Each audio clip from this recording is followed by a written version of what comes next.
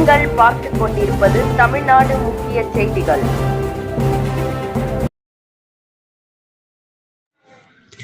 வணக்கம். திருவள்ளூர் அருகே பல நாட்களாக அள்ளப்படாத குப்பையால் துர்நாற்றம் வீசுவதுடன் நோய் தொற்று ஏற்படும் அபாயம் உள்ளதாக குடியிருப்பு வாசிகள் குற்றம் சாட்டுகின்றனர்.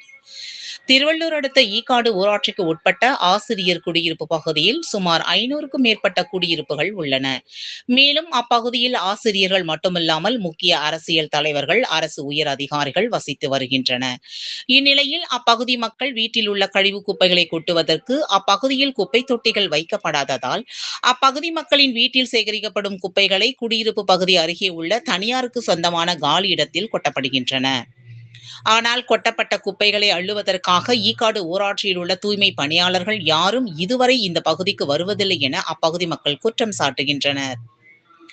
இது குறித்து ஈக்காடு வட்டார வளர்ச்சி அலுவலரிடம் பலமுறை புகார் அளித்தும் கண்டுகொள்ளாமல் மெத்தன போக்கில் இருப்பதாக புகார் தெரிவிக்கின்றனர்.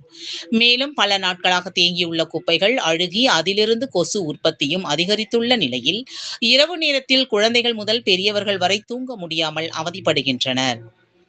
அது மட்டும் இல்லாமல் அழுகிய குப்பையிலிருந்து துர்நாற்றம் வீசுவதால் அருகிலுள்ள குடியிருப்பு வாசிகள் அதனால் மிகவும் அவதிப்படுவதாகவும், மேலும் குப்பைகளில் கொட்டப்படும் கழிவு இறைச்சியால் நாய்கள், பன்றிகள் எப்பொழுதும் குப்பைகள் மத்தியில் படுத்துக் கொண்டிருப்பதாகவும், அதன் வழியாக பள்ளிக்கு செல்லும் பிள்ளைகளை நாய்கள் துரத்தி வருவதாக கூறப்படுகின்றன.